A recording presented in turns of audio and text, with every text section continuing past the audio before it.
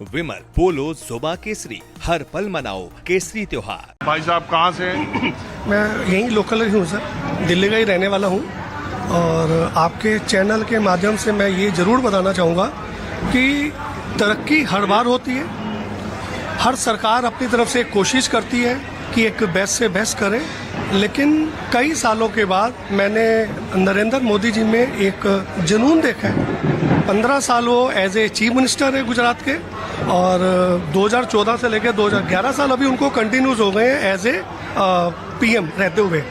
आप इन पिछले 11-12 सालों में अगर आप देखेंगे तो जो इन्होंने इनकी विदेश की नीतियां रही हैं वो सबसे बेस्ट रही हैं। मतलब कभी भी आप कहीं पे भी सुनते हैं कि कोई भी हल्का सा माइनस पॉइंट आता है, जैसे कि अभी ऑपरेशन सिंदूर हुआ था, उसमें ये युद्ध रुकवाने को लेके थर्ड बाहर के लोगों का नाम आया, बट कल ही पाकिस्तान के मंत्री ने और जो वहाँ के मिनिस्टर हैं उन्होंने बोला कि अमेरिका ने बड़ी कोशिश की लेकिन इंडिया नहीं माना। तो ये हमारी जो बाहर की पॉलिसी है मैं उसको मानूंगा कि पहले से बहुत स्ट्रॉन्ग है।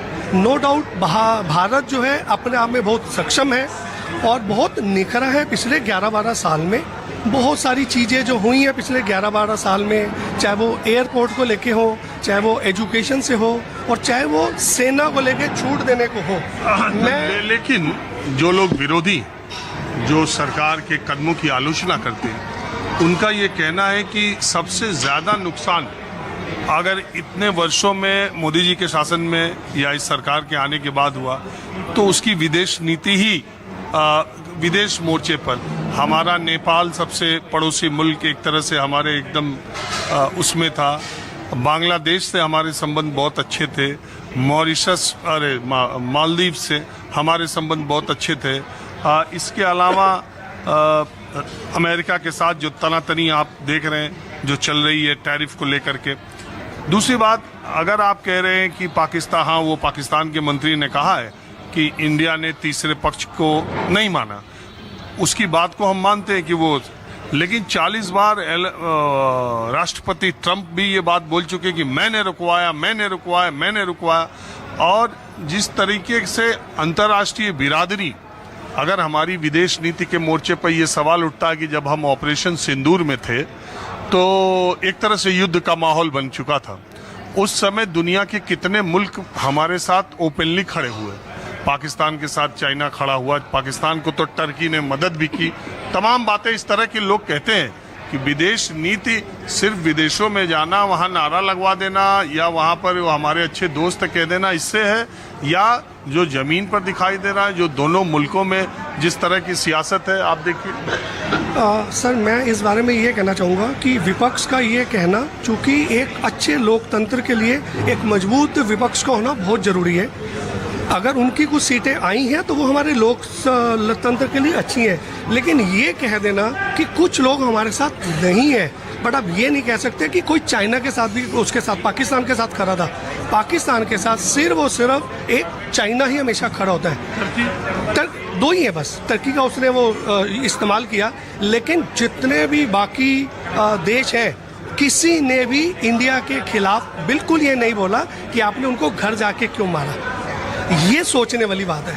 आप सब माइनस की तरफ मत जाइए, आप पॉजिटिव वे में देखिए। आज का विपक्ष क्या है, वो एक माइनस जो नेगेटिव चीजें हैं उनको हाईलाइट कर रहा है, वो जो अच्छी चीजें हो रहा है उनको नहीं कर रहा। नो डाउट लोकतंत्र में एक सबसे अच्छा था जब पूरा विपक्ष हमारे साथ खड़ा था। देखिए, ऑपरेशन सिंदूर में पक्ष विपक्ष, प्रधानमंत्री ने खुद ही कहा कि 140 करोड़ का देश, सारे दल, सारे राजनीतिक, पूरा देश खड़ा था ऑपरेशन से।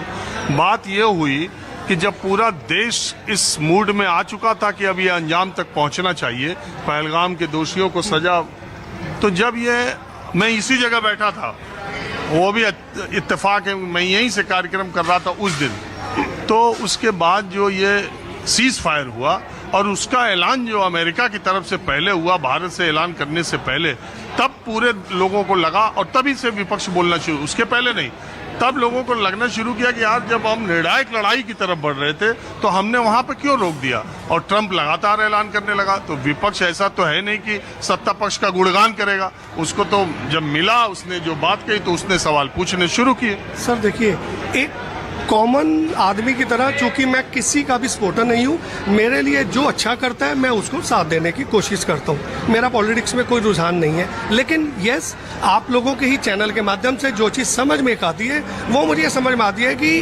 पाकिस्तान ने जो एक ये कायराना हरकत की थी, हमारी सेना को पूरी छूट थी, उन्होंने उनको घर जाके मारा, लेकिन चूंकि वो एक परमाणु देश है, अगर वहाँ पे कोई भी चीज़ ऐसी हो जाती तो हमारे ही प्लेनों का नुकसान, हमारे ही फाइटर, हमारी ही सेना के लोग भी होते।